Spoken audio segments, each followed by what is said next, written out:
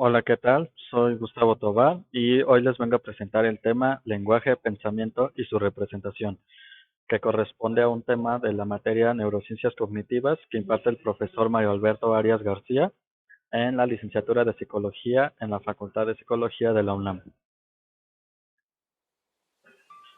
Comenzaré brevemente con darles un par de conceptos necesarios para comprender el tema. Comencemos con lenguaje. El lenguaje se refiere a la capacidad para codificar las ideas en señales que debe ser diferenciado del pensamiento, de la alfabetización y del uso correcto de las palabras, con la finalidad de comunicarse con alguien. El lenguaje se encuentra compuesto por las palabras y la gramática. Dentro de las palabras encontramos dos componentes básicos: el vocabulario abierto, que se refiere al contenido, conceptos, objetos, estados, acontecimientos, movimientos, cualidades, etc. Y al vocabulario cerrado, que se refiere al conjunto de significados restringidos al tiempo, lógica y relaciones entre contenidos de las palabras. Cabe mencionar que dentro de estas se encuentra un elemento particular que es la prosodia. En la prosodia podemos identificar el ritmo y el énfasis normales que se deben dar en el habla. Las palabras también se componen por gramática. Dentro de la gramática podemos encontrar tres elementos básicos: morfología, sintaxis y fonología. Dentro de la morfología encontramos las normas de combinación de las palabras y de los sufijos. En tanto, en la sintaxis podemos encontrar las reglas para combinar las palabras en sintagmas y oraciones y determinar las relaciones entre estas. Mientras tanto, la fonología se refiere a una serie de reglas que combinan sonidos para producir un patrón constante de lenguaje. Este no asigna un significado a los elementos que combinan. Es aquí donde entra la prosodia. El aprendizaje toma un papel crucial en el desarrollo del lenguaje. El estudio del mismo es científico y descriptivo, por lo tanto se ocupa de la forma en cómo hablan las personas, más no de cómo deberían hablar. Dentro de las neurociencias cognitivas, en el estudio del lenguaje, las observaciones se realizan mayormente en personas que tienen alguna enfermedad, ya sea apoplejía, accidentes cerebrovasculares, así como pacientes que tienen alguna intervención por epilepsia, por ejemplo. Las herramientas de neuroimagen que se utilizan para su observación son la tomografía por emisión de positrones y la resonancia magnética funcional. Se ha encontrado que la mayoría de las anomalías lingüísticas ocurren tras una lesión del hemisferio derecho. Este hemisferio contiene las funciones perceptivas que se especializan en analizar secuencias de estímulos que ocurren uno detrás del otro, y está implicado en el control de secuencias de movimientos voluntarios. El tamaño de las áreas lingüísticas en los lóbulos temporal y frontal es mayor en el hemisferio dominante para el lenguaje. Esto indica que aunque el hemisferio derecho se encuentre mayormente implicado en la producción del lenguaje, también el hemisferio izquierdo tiene alguna implicación. El hemisferio derecho está implicado también en el pensamiento. La parte posterior de ambos hemisferios está encargado de que tengamos algo que decir. En contraste, la zona frontal es quien se encuentra implicada en la conversión de las percepciones, los recuerdos y pensamientos en el lenguaje.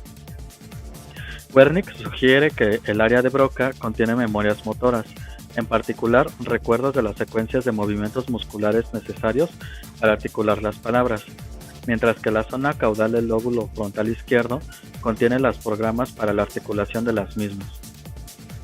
El reconocimiento es una tarea perceptiva distinta de la comprensión e involucra a la corteza auditiva de asociación de la circunvolución temporal superior. Dentro del lenguaje partiremos de dos áreas fundamentales para su comprensión. Comenzamos con el área de Broca. El área de Broca se encuentra en la zona inferior del lóbulo frontal izquierdo. Entre algunas de sus funciones se destaca la participación en la selección de palabras, de su orden y en el uso de indicadores gramaticales. En contraste, el área de Wernicke se encuentra en la parte media y posterior de la circunvolución temporal superior del hemisferio derecho. Entre sus funciones más destacadas se considera que es la sede de los recuerdos, de las secuencias de sonidos que constituyen las palabras y ayuda a entender el significado de lo que se escucha. Como habíamos mencionado, al inicio de la presentación, el estudio del lenguaje se da básicamente por el estudio de lesiones, de accidentes cerebrovasculares y de pacientes con epilepsia. Por lo tanto, para descubrir algunas funciones del lenguaje y las zonas del cerebro en su implicación, se estudian las enfermedades del lenguaje o trastornos del lenguaje, más conocidos como afasias. Encontramos 6 tipos de afasias más comunes, de los cuales hablaremos a lo largo de este video. Entre las anomalías de estas funciones del lenguaje que se refieren a la producción y comprensión del habla, reconocimiento y repetición, encontramos las siguientes afasias: afasia de Broca, afasia de Wernicke, afasia de conducción, afasia anómica, afasia transcortical motora y sensorial y afasia global. La afasia de Broca. Dentro de la afasia de Broca encontramos una lesión en la circunvolución frontal inferior izquierda de la sustancia blanca subyacente, la ínsula y los ganglios basales. Podemos notar que esa afasia corresponde a lesiones más allá del área de Broca, por lo tanto su estudio se ha vuelto primordial para el entendimiento del lenguaje. Los pacientes que presentan este tipo de afasia presentan una habla ardua y lenta, es decir, se esfuerzan mucho en poder hablar como tal. Su comunicación verbal es exitosa, pero tiene deficiencias en la sintaxis, es decir, en la comprensión de la misma. La entonación es melódica y normal, aunque muchas veces es deficiente. Mantienen una incapacidad de repetir oraciones complejas, por lo tanto, su comunicación suele ser realmente difícil. Mientras tanto, en la afasia de Wernicke encontramos varias lesiones en regiones del lóbulo temporal izquierdo y del sector posterior de la corteza asociativa auditiva izquierda, en la circunvolución temporal medial y sustancia blanca profunda. También podemos notar que las lesiones que producen esta afasia van más allá del área de Wernicke. Entre los síntomas que presentan los pacientes se encuentra el habla espontánea, melódica y a velocidad normal, sin embargo con deficiencias dentro del contenido comprensible, causado por errores en la elección de palabras y fonemas. También encontramos distorsión del planteamiento fonémico previsto. Mientras tanto, en la afasia de conducción encontramos lesiones en la circunvolución temporal superior izquierda y del lóbulo parietal inferior, de la ínsula y a la sustancia blanca adyacente. El paciente puede comprender frases sencillas y tiene un habla inteligible, sin embargo, mantiene una incapacidad de repetir frases de manera literal. Tampoco pueden unir fonemas de manera eficaz ni nombrar imágenes y objetos. Mientras tanto, en la afasia anómica podemos notar lesiones en las regiones posteriores y anteriores, en el lóbulo frontal o parietal izquierdo. No obstante, no se daña el área de Wernicke.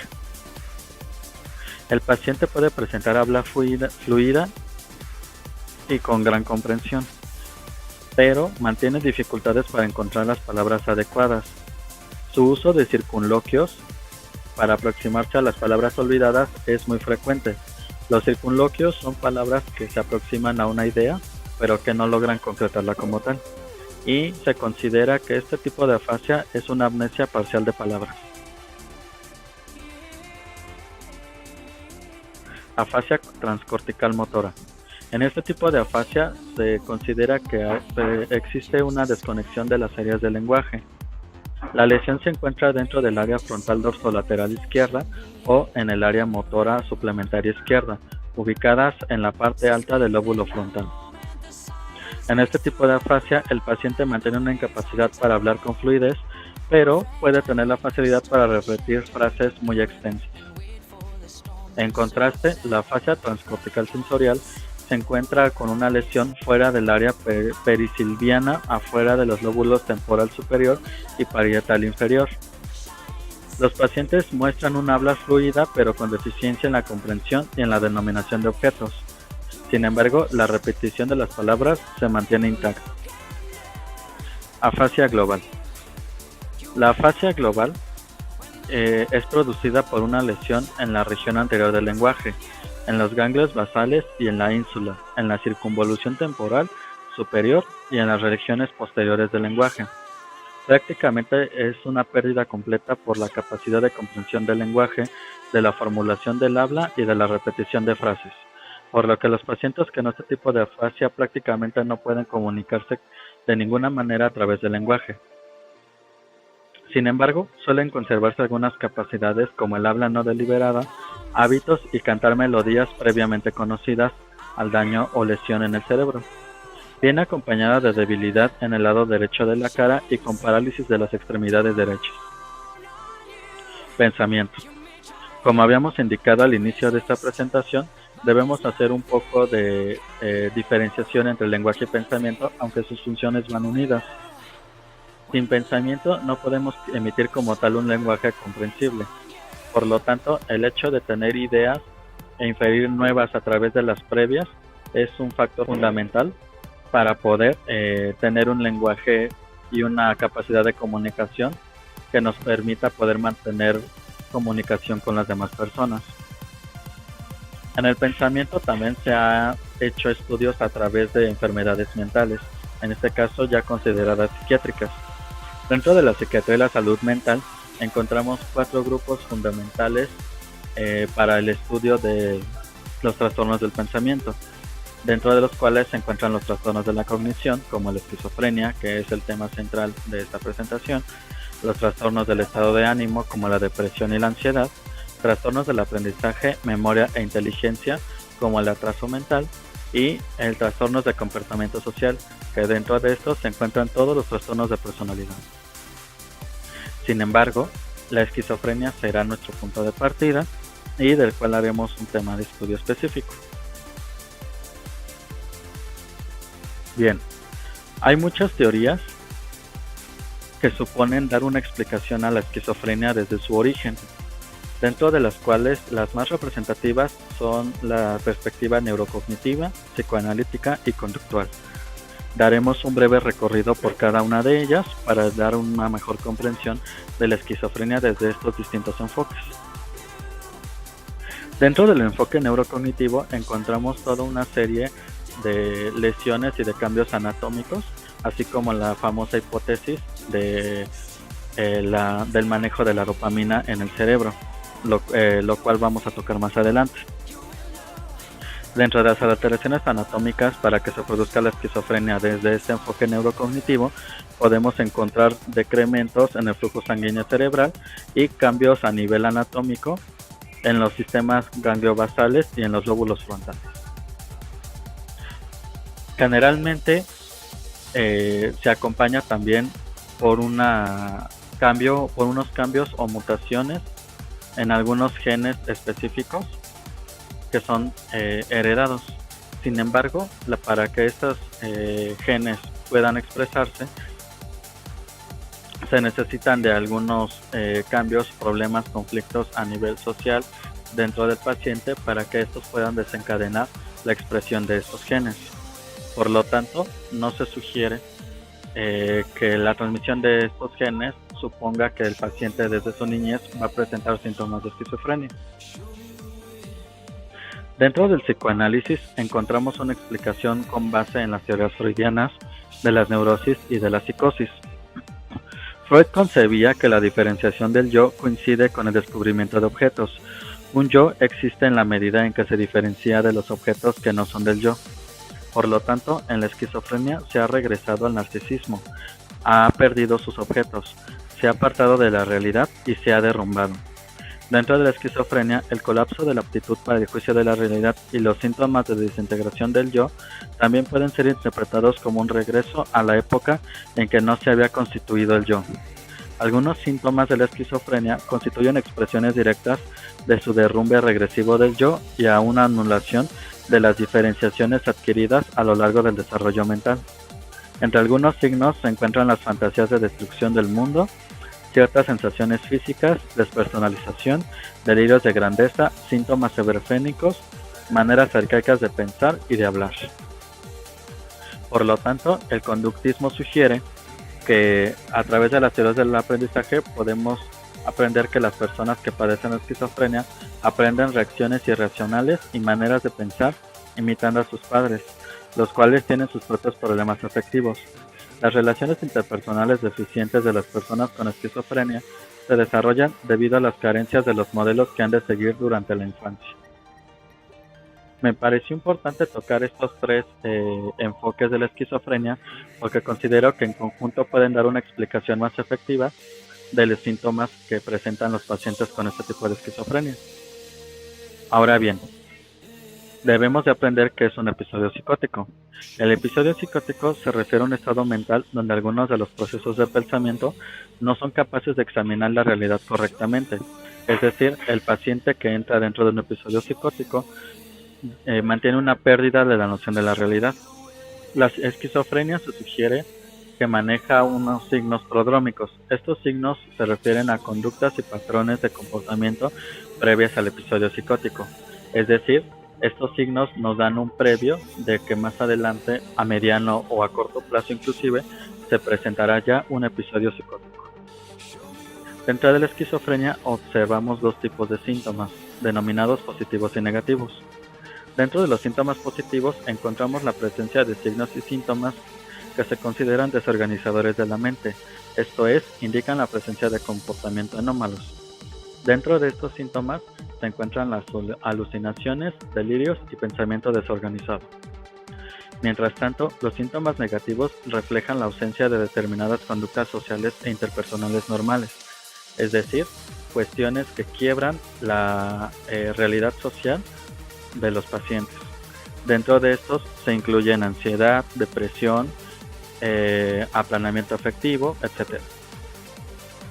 El DSM-5 maneja actualmente el trastorno del espectro de esquizofrenia con la finalidad de diferenciar algún par de síntomas que diferencien algún tipo de esquizofrenia del otro, pero mantienen el mismo espectro.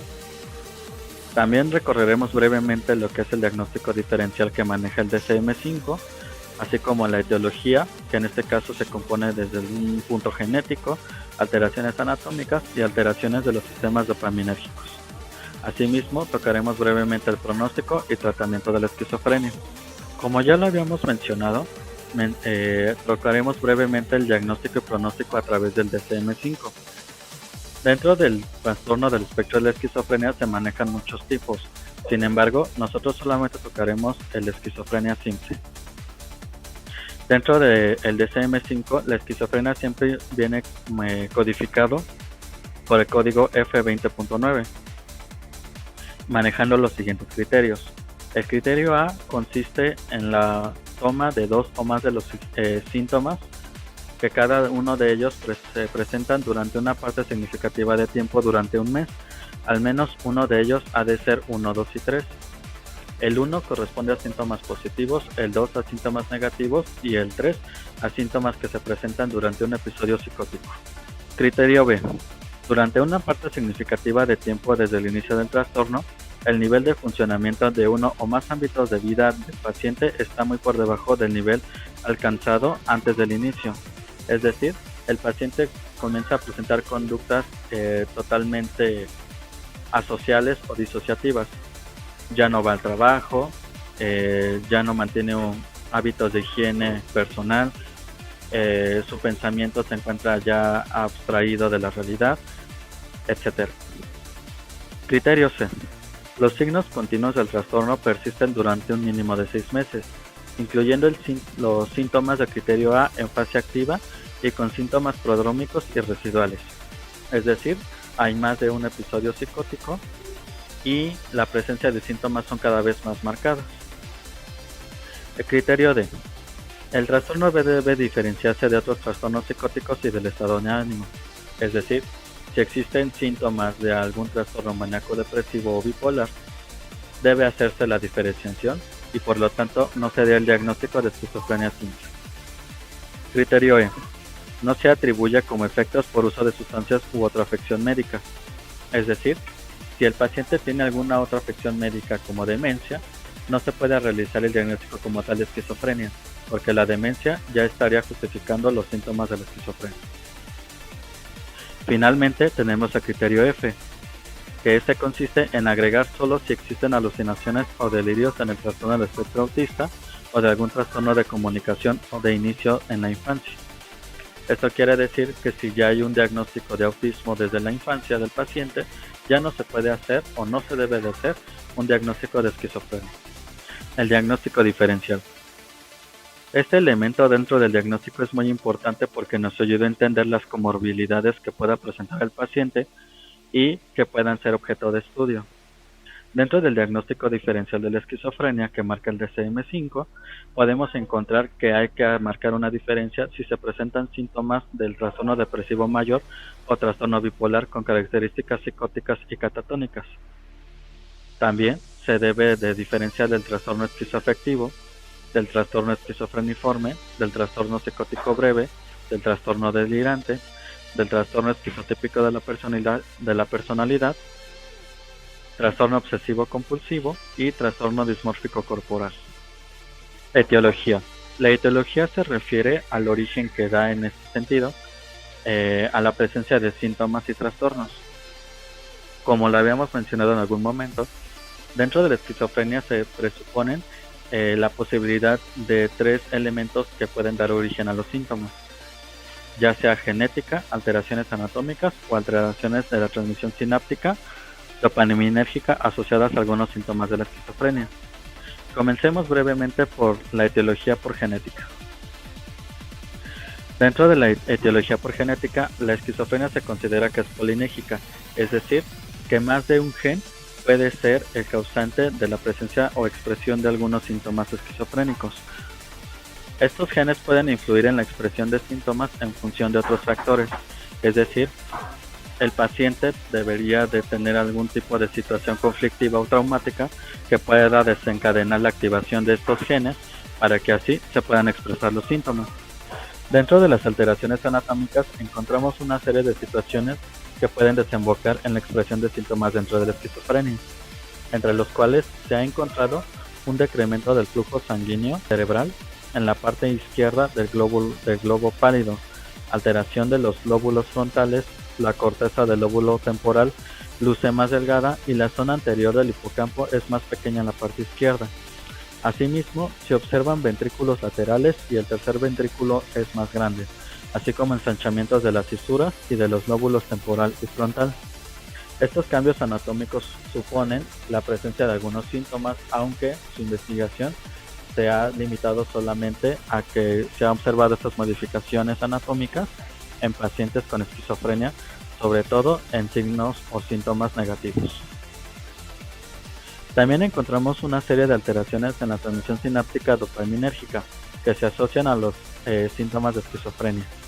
Dentro de los sistemas dopaminérgicos afectados encontramos el sistema negroestriado, mesolímbico y mesocortical. El sistema negroestriado se presupone que sea el causante de los síntomas de Parkinson. Se asocia más al tratamiento ya recibido por parte del psiquiatra hacia los pacientes con esquizofrenia y la presencia de algunos síntomas como los temblores en las extremidades, manos y piernas venga desde la producción excesiva de este sistema dopaminérgico. Dentro del sistema mesolímbico encontramos alteraciones en la memoria y en las emociones, así como en la presentación de síntomas positivos, haciendo un mayor énfasis en el núcleo accumbens. Dentro de este núcleo, la excitación excesiva de dopamina se puede delimitar que el paciente pueda presentar alucinaciones y delirios. Finalmente, dentro del sistema mesocortical, encontramos toda una serie de síntomas negativos que se presentan en la esquizofrenia, destacando así el aplaneamiento afectivo, la pérdida de la memoria o la reducción de la memoria y la necesidad de aislamiento del paciente. El aumento de la actividad en las vías mesolímbicas, que son receptores de dopamina 2, 3 y 4, explicarían la presencia de los síntomas positivos. La disminución de la actividad de las conexiones mesocorticales en la corteza prefrontal explicaría los síntomas negativos. Estas observaciones y resultados se han hecho con base a los estudios y análisis de los mecanismos de acción de los antipsicóticos. El tratamiento. Dentro del tratamiento encontramos dos fundamentos o dos formas de realizar intervención terapéutica para las personas que presentan algún tipo de esquizofrenia. Evidentemente, el más importante es el farmacológico, Sin embargo, debe hacerse en conjunto con una psicoterapia para que su eficacia sea mayor y a largo plazo. Cabe hacer mención que la esquizofrenia, al considerarse un trastorno neurodegenerativo, en algún momento de la vida, aún con el tratamiento adecuado, el paciente puede tener una recaída o síntomas residuales, pero se espera que con estas intervenciones terapéuticas estos sean menores. Dentro del tratamiento farmacológico encontramos el uso de antipsicóticos típicos como la fenotiazina, butirofenonas y los dioxantenos, y los atípicos clozapina, risperidona y olanzapina. Este último tiene una mayor afinidad con los núcleos dopaminérgicos alterados y provoca menores reacciones secundarias dentro del paciente.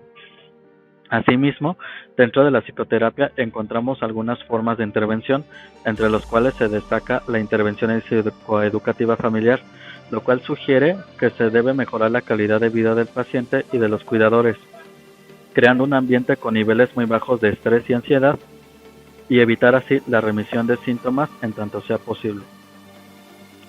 También tenemos un entrenamiento en habilidades sociales para el paciente, el cual consiste en la búsqueda de la estimulación y reactivación de las habilidades perceptivas, motrices e interpersonales para alcanzar mejoras en la adaptación a la comunidad, generando la mayor independencia posible por parte del paciente.